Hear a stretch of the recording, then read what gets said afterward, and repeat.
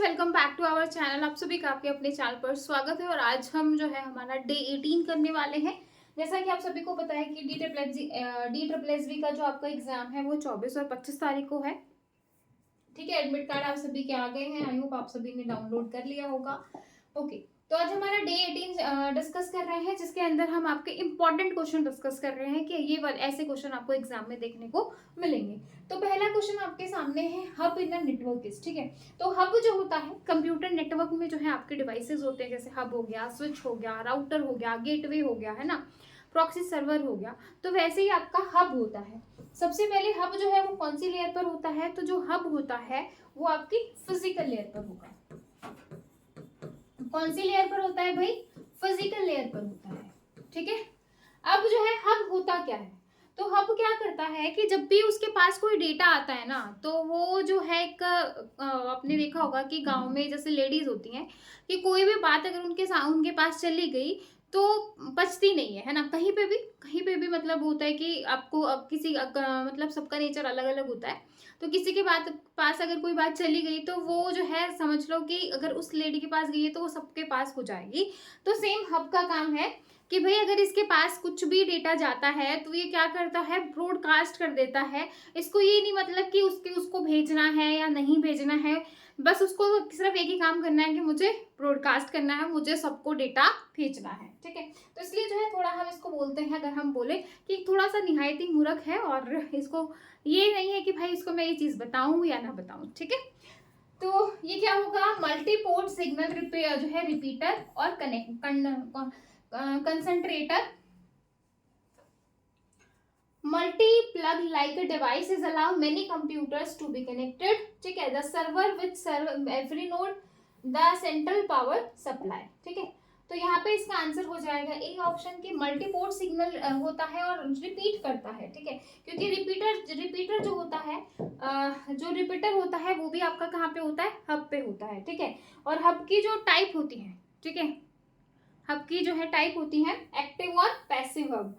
तो जो active hub होता है वो एज ए रिपीटर का भी काम करता है। ठीक है, तो हब जो यहाँ पे आप देख सकते हो इस तरीके से, और इसके पास जो भी डेटा है वो सबके पास चला जाएगा। आपको ये बताने की जरूरत नहीं कि भाई इसको डेटा नहीं भेजना है, सबको भेज देगा। ठीक है, तो अब hub has a many ports. A computer which intend to be connected to the network is plugged in one of these ports and data frame arrive at a port. It is broadcast to every other port. ठीक है, without considering whether it is जो है destined for particular destination device or not. ठीक है, तो यहाँ पे आप देख सकते हो फीचर्स ऑफ हब कि क्या क्या फीचर्स आ जाएंगे कि हब जो होता है वो ऑपरेट इन फिजिकल लेयर। जैसे कि मैंने कहा कि ओएसआई मॉडल में जो आपकी 7 लेयर होती है, सातों लेयर का नाम कमेंट सेक्शन में लिख देना। सातों लेयर में कौन कौन सी डेटा यूनिट्स होती हैं वो भी बता देना, और डिवाइसेस कौन कौन सी लेयर पर कौन कौन से होते हैं वो भी बता देना। तो ये 3 क्वेश्चन आपको बताने हैं और यहाँ से क्वेश्चन ना आए ऐसा हो ही नहीं सकता। क्या क्या बताना है? लेयर्स की 7 लेयर कौन कौन सी है, डेटा यूनिट्स कौन कौन सी है, पर्टिकुलर लेयर पर कौन कौन सी डेटा यूनिट्स का यूज किया जाता है, डिवाइसेस कौन कौन से यूज करते हैं, प्लस पोर्ट नंबर क्या क्या है, एफटीपी का पोर्ट नंबर क्या है, एचटीटीपी का क्या होता है, ठीक है, एचटीटीपीएस का क्या होता है, उसके बाद जो है आपका एसएमटीपी हो गया। तो इन सबके जो पोर्ट नंबर है ना, जो मेन है, उन सबके आपको पोर्ट नंबर भी बताने हैं। ठीक है, ये सब आपको कमेंट सेक्शन में बताना है। इसके बाद देखो नेक्स्ट क्वेश्चन, देखो भाई, द टोपोलॉजी विद हाईएस्ट रिलायबिलिटीज की हाईएस्ट रिलायबिलिटी वाली टोपोलॉजी कौन सी होती है? ठीक है, ऐसा क्वेश्चन आपको एग्जाम मतलब टोपोलॉजी से भी क्वेश्चन आता है और ट्रांसमिशन मोड से भी क्वेश्चन आते हैं, वैसा एक मॉडल से भी क्वेश्चन आते हैं। तो हाईएस्ट रिलायबल का मतलब ये है कि अगर एक नोड खराब भी हो जाए ना तो भी आपका डेटा वहां तक जाएगा ही जाएगा। कैसे?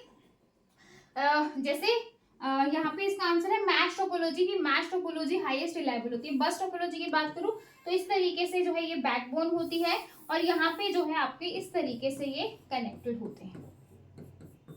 क्वेश्चन आ जाता है कि बैकबोन कहाँ पे होगी, बैकबोन है और इस तरीके से ये कनेक्टेड है। ठीक है, तो यहाँ पे जैसे आपकी बस होती है वैसी। स्टार टोपोलॉजी क्या होती है? स्टार की फॉर्म में होती है, जैसे बीच में आपका हब और फिर साइड में इस तरीके से इससे कनेक्टेड होंगे। ठीक है, कंप्यूटर सिस्टम आपके, तो बीच में हब है, इसका मतलब ये बैकबोन फेल हो गई, पूरा सिस्टम खत्म, आपका हब भी, सेंट्रल हब खत्म हो गया, तो भाई सारी चीजें सब पे काम कैसे होगा। स्टार टोपोलॉजी, हाँ, रिंग टोपोलॉजी इस तरीके से रिंग की फॉर्म में होती है, इस तरीके से रिंग से कनेक्टेड होते हैं, इस तरीके से रिंग से कनेक्टेड होते हैं, ठीक है भाई। इस तरीके से एक, जैसे आपकी अंगूठी होती है ना गोल, तो वैसे ही आपके जो है सारे एक दूसरे से कनेक्टेड होंगे। तो यहाँ पे कहीं ना कहीं जो है इतनी रिलायबिलिटी नहीं होती, अगर कोई भी, जैसे यहाँ पे ये वाला सिस्टम खराब हो गया तो डेटा कैसे जाएगा, यहाँ और यहाँ कैसे आएगा, ये वाला सिस्टम खराब हो गया है तो, ठीक है। ऐसे ये बैकबोन खराब हो गई है तो, जैसे ही आपका सेंटर हब उड़ गया है तो, मतलब रिलायबल, पूरी रिलायबल बोल रहा है, हाईएस्ट रिलायबिलिटी। अब मैं यहाँ पे बात करूँ आपकी मैश टोपोलॉजी की, तो मैश टोपोलॉजी क्या होता है कि जैसे आपके पास ये 4 कंप्यूटर हैं, क्या है, ये 4 कंप्यूटर हैं, ठीक है, ये वाला इससे कनेक्टेड है, ये वाला इससे कनेक्टेड है और ये वाला इससे कनेक्टेड है, ठीक है, ठीक है। तो इसके अंदर क्या होता है कि ये वाला इससे कनेक्टेड है, ये वाला इससे कनेक्टेड है और ये वाला इससे कनेक्टेड है और ये वाला इससे कनेक्टेड होगा, ठीक है। तो ये सिंगल हब जो है वो सभी से कनेक्टेड है, फिर ये वाला हब इससे भी कनेक्ट होगा, इससे भी होगा, इससे भी होगा, ठीक है भाई, और फिर ये वाला जो है इससे भी होगा, इससे भी होगा, इससे भी होगा, ठीक है। फिर सेम ये वाला इधर इधर इधर इधर, मतलब अगर एक वायर, अगर एक भी खराब हो जाता है तो आपका काम यहाँ पे नहीं रुकेगा। तो हाईएस्ट जो रिलायबिलिटी है वो आपका कौन सा टोपोलॉजी देती है, मैश टोपोलॉजी देती है, ठीक है भाई। इसके बाद नेक्स्ट क्वेश्चन देखो, Manchester code is, Manchester code जो है वो आपका क्या होगा, ठीक है। Non return to zero code होता है, पोलर कोड होता है, बोथ ए एंड बी, तो यानी कि नॉन रिटर्न भी और पोलर दोनों ही आ जाएंगे, तो आपका आंसर यहाँ पे हो जाएगा सी ऑप्शन, ठीक है। नेक्स्ट देखो,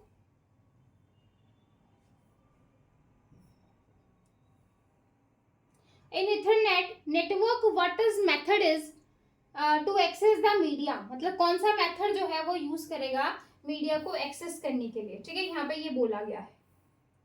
तो कौन सा मेथड हम यूज करते हैं, डिमांड प्रायोरिटी, CSMA-CD, पोलिंग या CSMA-CA, तो कौन सा मेथड हम यूज करेंगे मीडिया को एक्सेस करने के लिए।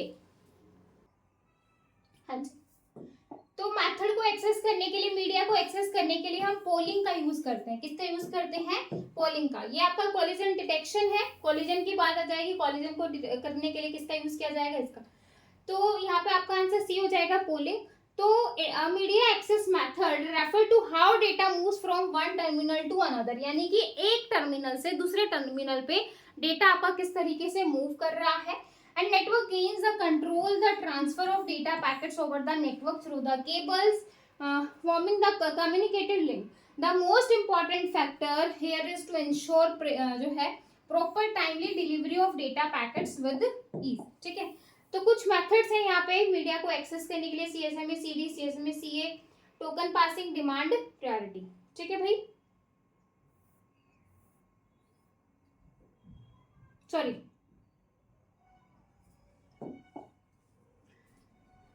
नोट है भाई, पोलिंग हम यूज नहीं करते भाई, मैं सोचो डिमांड प्रायोरिटी, CSMA-CD और CSMA-CA का हम यूज करते हैं, नोट है, ठीक है। तो ये सारे मेथड यूज किए जाते हैं, ये ध्यान रखना है, ये सारे demand priority, token passing, CD और CA, ठीक है भाई। इनकी फुल फॉर्म ध्यान रखना है, carrier sense multiple access with collision detection. ये आपका जो है कोलिजन अवॉइडनेस होता है कि कोलिजन को अवॉइड करने के लिए किसका यूज करेंगे, CSMA-CA का, ठीक है भाई। टोकन पासिंग और लास्ट हो जाएगा आपका डिमांड प्रायोरिटी। नेक्स्ट क्वेश्चन है कि which layer of OSI model is responsible for compression and decompression, मतलब डेटा को कंप्रेशन करना और डीकम्प्रेशन करने के लिए कौन सी लेयर का यूज किया जाता है। तो उसके लिए हम प्रेजेंटेशन लेयर का यूज करते हैं। कौन सी लेयर का यूज करते हैं, प्रेजेंटेशन लेयर का यूज करते हैं। आगे देखो, what is a flow control, flow control क्या होता है, to find the best route to destination, मतलब बेस्ट रूट, डेस्टिनेशन तक पहुंचने के लिए जो है सबसे बेस्ट रास्ता। To able to send a message when congestion occur, to determine which machine transmit packet on the wire of a given instant, to keep the transmitting device from the transmitting जो है no faster than the receiving device can receive. तो यहाँ पे आपका answer हो जाएगा D option. ठीक है, ये फ्लो कंट्रोल क्या हो जाएगा, transmitting device from transmitting no faster than the receiving device. ठीक है भाई, डेटा को भेज रहे हैं वो फास्ट नहीं। And network layer protocol defined by TCP IPs. TCP IP के लिए कौन सा जो है आपका प्रोटोकॉल डिफाइन होता है। ठीक है, network layer protocol defined by TCP और यूडीपी, ये तो हम ट्रांसपोर्ट लेयर पर यूज करते हैं। ठीक है, नेटवर्क लेयर पर आईपी का यूज किया जाता है, इंटरनेट प्रोटोकॉल का। आगे देखो, packets of the same session में be routed through different path. क्या बोल रहा है कि भाई जो है पैकेट जो है वो सेम सेशन में है, लेकिन क्या हो सकता है कि राउटेड डिफरेंट पाथ। तो क्या हो जाएगा यहाँ पे, टीसीपी जो है यूडी जो है आपका TCP and UDP.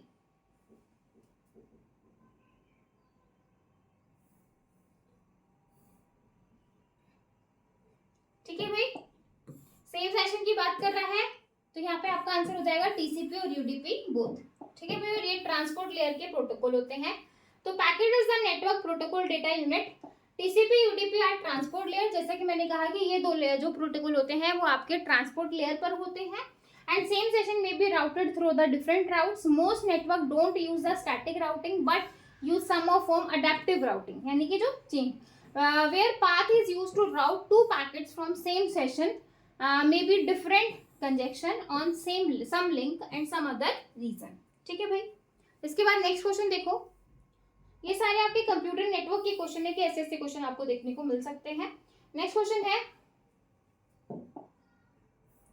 Dash is the greatest number of host पर गिवन द नेटवर्क एड्रेस। मतलब सबसे ज्यादा जो होस्ट है वो कहाँ पे होते हैं। सबसे ज्यादा होस्ट की बात हो रही है कि होस्ट जो है वो आपके कहाँ पे होते हैं। तो कहाँ पे हो जाएंगे सबसे ज्यादा होस्ट आपके क्लास ए, ये आपकी क्लास ए है। ठीक है, अब यहाँ पे जो रिजर्व रहता है वो एक रहता है 1। ठीक है भाई, और यहाँ पे अगर नेटवर्क एड्रेस की बात की जाए और होस्ट एड्रेस की बात की जाए तो नेटवर्क एड्रेस में क्या हो जाएगा, आपके 8 होते हैं, जिसमें से एक रिजर्व होता है तो 2 की पावर 7 हो जाएंगे, और होस्ट हो जाएंगे आपके 2 की पावर 24।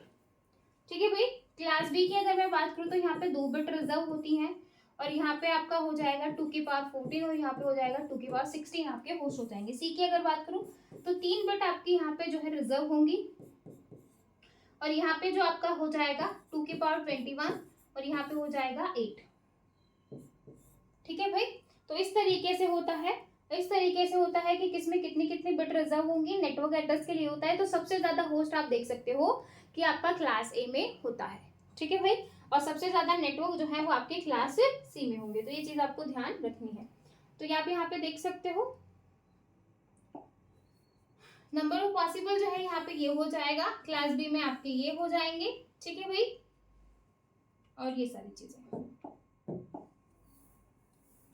ये आपका एड्रेस है, यहाँ से यहाँ हम यूज करते हैं, इसके अंदर हम यहाँ से यहाँ यूज करते हैं, क्लास सी में हम यहाँ से यहाँ यूज करेंगे।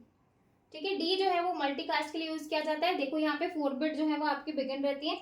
जैसे क्लास ए में आपकी 1 बिट रहेगी, जैसे 1, क्लास बी में 1 0 रहेगा, क्लास सी में 1 1 0 रहेगा, क्लास डी में 1 1 1 0 रहेगा, और क्लास ई में जो है वहां पे भी 4 बिट रिजर्व रहती है, लेकिन चारों की चारों 1 1 होती है। ठीक है, यूएमएल स्टैंड्स फॉर, यूएमएल आपका क्या होता है, यूनिफाइड मॉडलिंग लैंग्वेज। तो आपका आंसर हो जाएगा यहाँ पे डी ऑप्शन। नेक्स्ट देखो, केस टूल।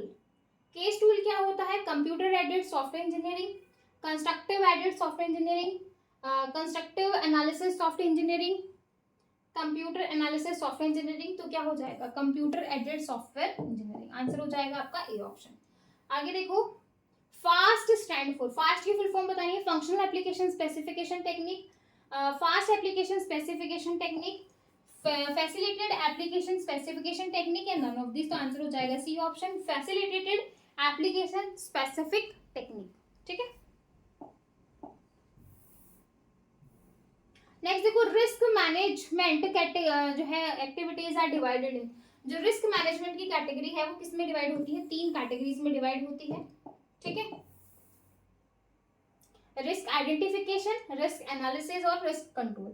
तो ये 3 कैटेगरी होती है, रिस्क को आइडेंटिफाई करना, रिस्क को एनालिसिस करना और रिस्क को क्या करना, कंट्रोल करना। ठीक है भाई, तो ये 3 कैटेगरी है, आपको ध्यान रखना है। Software reliability is, software reliability क्या हो जाएगी, the probability of failure free operation of a program for a specified time in a specific environment, the probability of failure of a program for a specified time in a specified environment। ठीक है भाई, और यहाँ पे क्या हो जाएगा, probability of success of program for specified time in any environment। ठीक है भाई, तो यहाँ पे आपका आंसर हो जाएगा A option, the probability of failure free operation of a program for a specified time in a specified environment। तो आपका आंसर हो जाएगा यहाँ पे ए ऑप्शन। आगे देखो, सॉफ्टवेयर टेस्टिंग। सॉफ्टवेयर टेस्टिंग क्या होती है, यूजीसी नेट 2014 में आपके एग्जाम में आया था, यूजीसी नेट के अंदर। सॉफ्टवेयर टेस्टिंग क्या होगी, process of monitoring that error are not present, कि भाई उनको करना जिसमें एरर आपकी प्रेजेंट नहीं है। The process of establishing confidence that a program that does not support to do. The process of executing a program to show that is networking as per specification. The process of executing a program with the intent of finding of error. Obviously, testing का use कर रहे हैं, test करना, किसी software को test कर रहे हैं, क्यों कर रहे हैं, ताकि अगर कोई गलती हो तो भाई हम उसको ठीक कर सके, है ना। जब आपके पास किसी की रिक्वायरमेंट आती है, जब आपसे कोई चीज़ बनवाई जाती है, तो आप क्या सोचते हो कि भाई मैं उसको बिल्कुल परफेक्शन से करके दूं, ताकि जो है आगे वाला खुश हो और आगे खुश होके मुझे और काम मिले। ठीक है भाई, यही रूल है। तो सेम है कि भाई सॉफ्टवेयर टेस्टिंग हम इसलिए यूज करते हैं ताकि जो भी एरर होती है प्रोग्राम में उनको रिमूव किया जा सके, ताकि जब हम किसी को सॉफ्टवेयर बना के दे रहे हैं तो एटलीस्ट वो सॉफ्टवेयर जो है बहुत स्मूथली काम करे और आपको जो है मतलब आगे वाला ये कहे कि आपने बेस्ट काम करके दिया है। ठीक है, software mistake during coding are known as failure, defect, bug और एरर्स। क्या बोल रहा है कि सॉफ्टवेयर मिस्टेक ड्यूरिंग कोडिंग, मतलब कोडिंग के दौरान जब आप कोड कर रहे हो किसी प्रोग्राम को और उस दौरान जो है आपको कोई मिस्टेक मिल गई है, तो वो आपकी क्या कहलाती है, बग्स कहलाती है। क्या कहलाएंगे भाई, बग्स कहलाएंगे। ठीक है, आगे देखो, functional testing is known as, functional testing को और किस नाम से जाना जाता है, structural testing, behaviour testing, regression या नन ऑफ दीज। तो फंक्शनल टेस्टिंग को बिहेवियर टेस्टिंग के नाम से भी जाना जाता है। आगे देखो भाई, alpha testing is done by, alpha testing जो है वो जो है किस एंड पे होती है, देखो 2 तरीके की टेस्टिंग होती है, एक अल्फा टेस्टिंग होगी, एक बीटा टेस्टिंग होती है। तो जो अल्फा टेस्टिंग होती है वो जो है, जो टेस्टर है वो अपनी साइड से करेगा, जो डेवलपर है जिसने उस चीज को बनाया है ना। और जो बीटा टेस्टिंग होती है वो यूजर एंड पे होती है, यानी कि आपने कोई प्रोडक्ट बनाया और आप जब उसको अपने घर ले जाके यूज कर रहे हो, जो टेस्ट कर रहे हो, तो एक तरीके से बीटा टेस्टिंग है। ठीक है भाई, तो अल्फा टेस्टिंग जो है वो डेवलपर की साइड से होती है, तो यानी कि जिसने बनाया है उस चीज को, मैंने किसी चीज को बनाया है, तो जैसा कि मैंने कहा कि भाई अगर आप कोई भी चीज लेकर आ रहे हो और आते ही वो खराब हो जाए, तो क्या आप वहां से या उस कंपनी से कभी इन फ्यूचर कुछ लेना चाहोगे, बिल्कुल भी नहीं लेना चाहोगे, है ना। और अगर आप कोई चीज लेके आ रहे हो और वो आपकी सालों साल चल रही है, आपको इतना अच्छा लग रहा है, आप 10 लोगों को सजेस्ट करोगे कि भाई ये चीज लो, मैंने भी ली और जो है बहुत अच्छी है, ऐसा ही होगा। ठीक है, तो वही, तो पहले अल्फा टेस्टिंग यानी कि डेवलपर जो है वो अपनी साइड से क्या करेगा, टेस्टिंग करेगा, और बीटा टेस्टिंग जो है वो यूजर जो है यूज कर रहा है अंडर प्रोडक्शन एनवायरनमेंट। तो वो जो है मतलब प्रोडक्शन एनवायरनमेंट में जब आप कहीं से जा रहे हो, आपको कोई चला के दिखा रहा है, आपने खुद उसको चला के दिखा, तो वो क्या हो जाएगा, मतलब यूजर ने टेस्ट किया है। तो site of beta testing is कहाँ पे होगी, बीटा यूजर साइड पे हो जाएगी, यानी कि यूजर की साइड में जो है वो होगा, वो आपकी जो है बीटा टेस्टिंग होगी। इसके बाद देखो, ये डिफरेंस है थोड़ा सा अल्फा और बीटा टेस्टिंग में, मैं आपको थोड़ा सा यहाँ पे क्लियर कर देती हूँ ताकि आपको बहुत अच्छे से समझ में अगर क्वेश्चन आता है। तो alpha testing perform tester who are usually internal जो है एम्प्लॉय ऑफ द ऑर्गेनाइजेशन, मतलब जो ऑर्गेनाइजेशन का एम्प्लॉयर है, यानी कि आपका आपने कोई बनाया है, आप किसी ऑर्गेनाइजेशन में काम कर रहे हो, आपने कोई सॉफ्टवेयर बनाया है, तो वो जो है वहां पे जो टेस्टिंग हो रही है तो वो आपकी अल्फा टेस्टिंग में आ जाएगी। ठीक है, बीटा टेस्टिंग जो होती है वो परफॉर्म होती है क्लाइंट साइड, यानी कि एंड यूजर फाइनली उस यूजर के साथ होती है कि जिसको वो चीज चाहिए, ठीक है। User who are not employ of the organisation, यानी कि जो उस ऑर्गेनाइजेशन का हिस्सा बिल्कुल भी नहीं है। Alpha testing perform at developer side, जो अल्फा टेस्टिंग होती है वो डेवलपर की साइट पे होती है, और बीटा टेस्टिंग जो है वो क्लाइंट की लोकेशन पे यूजर के वहां पे होती है, ठीक है। Reliability and security testing are not performed in depth alpha testing, मतलब रिलायबिलिटी सिक्योरिटी जो है वो इन डेप्थ नहीं होती है, लेकिन यहाँ पे सारी चीजें होती हैं। Reliability security robustness check during beta testing, ठीक है।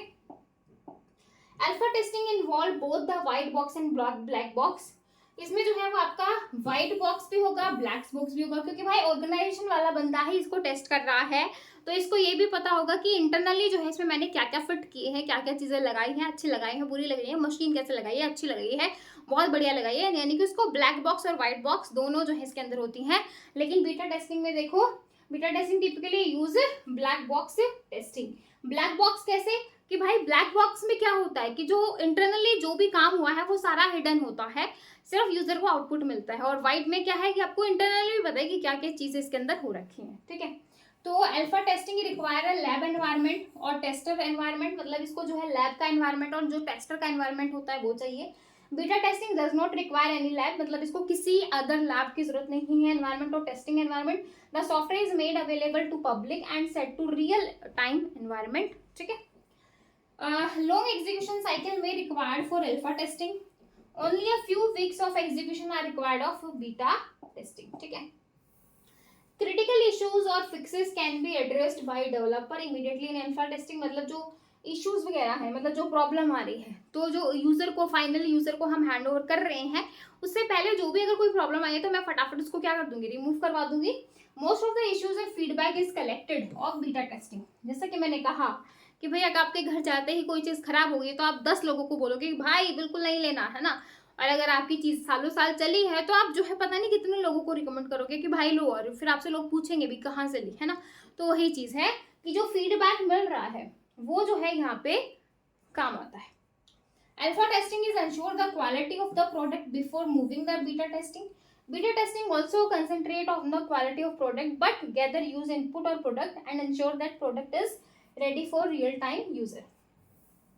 Side of beta testing, software, user, तो जो बीटा टेस्टिंग है ऑब्वियसली यूजर साइड होती है। Acceptance testing is done by, acceptance testing वो किसके बाद होती है, डेवलपर, कस्टमर एंड टेस्टर, सबके बाद जो है आपके एक्सेप्टेंस में आती है, यानी कि एक्सेप्ट कर रहे हैं हम उस चीज को, ठीक है।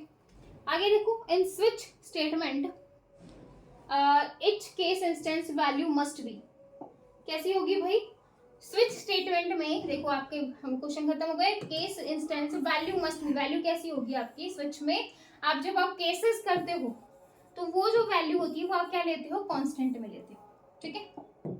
आगे देखो, प्रिंट 100, ये आपका पीवाईक्यू है, लास्ट एग्जाम में आया हुआ है प्रीवियस ईयर क्वेश्चंस में। प्रिंट परसेंटेज सी 100, तो ये आपका क्या प्रिंट करेगा, प्रिंट द एस का इक्विवेलेंट टू 100, मतलब 100 को जो है एस्काई की इक्विवेलेंट जो है वो प्रिंट करके दे देगा। आगे देखो, द फॉलोइंग प्रोग्राम फ्रेगमेंट, आपको बताना है कि क्या प्रिंट होगा। a is equal to 4, b is equal to 0, मतलब a की वैल्यू 4 है, b की वैल्यू 6 है, और बोला है a इक्वल टू b, कि a की वैल्यू क्या b के बराबर है, a की वैल्यू है 4, b की वैल्यू है 6, तो यहाँ से जो आपको आउटपुट मिलेगी क्या मिलेगी, फॉल्स, और फॉल्स को क्या इंडिकेट करते हैं, 0, तो आप प्रिंट कर देगा 0। अगर यहाँ पे a की वैल्यू भी 6 होती और a और b जो है वो इक्वल होता, यानी कि 6 इक्वल टू 6 होता, तो आपको यहाँ पे मिल जाता 1, यानी कि 1 का मतलब है ट्रू और 0 का मतलब है फॉल्स, ठीक है। आगे देखो, पॉइंटर्स जो होते हैं वो क्या होंगे, integer data type, character data type, अनसाइन जो है अनसाइन इंटीजर डेटा टाइप,